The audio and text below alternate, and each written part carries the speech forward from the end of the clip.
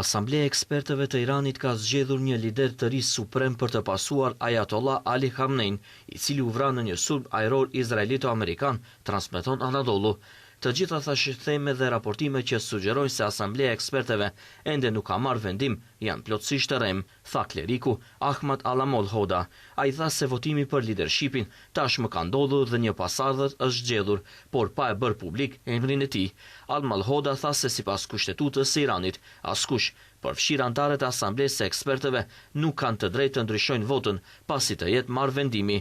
Ai shtoi se shpallja e vendimit varet nga Ayatollah Hashem Hossein Bushehri, i cili është përgjegjës për komunikimin zyrtar të vendimit të Asamblesë për publikun.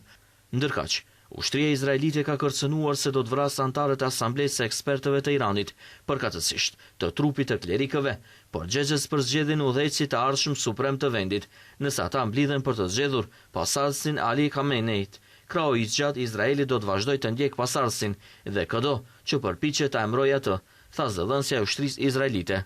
Ambasadori i Iranit në OKB, Said Irrani, ka bërë të ditur se më shumë se 1330 civil, përfshirë rreth 300 fëmijë, janë vrarë në Iran me sulmeve të vazhdueshme nga SHBA dhe Izraeli, ndërsa dëmët në infrastrukturë në të gjithë vendin po rriten me shpejtësi, transmeton Anadolu. Zyrtarët iranian thanë se infrastruktura civile, zonat e banuara dhe objektet publike janë shënjestruar dhe dëmtuar nga sulmet SHBA Izrael.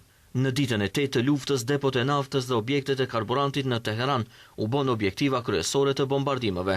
Sulmet ajrore të kryera nga Izraeli dhe SHBA-ja goditën qendrat e magazinimit të karburantit brenda dhe rreth kryeqytetit iranian.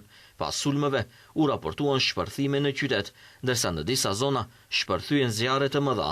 Aeroplanët luftarak izraelit goditën depozita nafte në Teheran dhe në provincën Karaj, duke dërguar rreth të dendur atymi në qiell dhe duke shkaktuar zjarre që, sipas raportimeve, zgjatën për orë të tëra.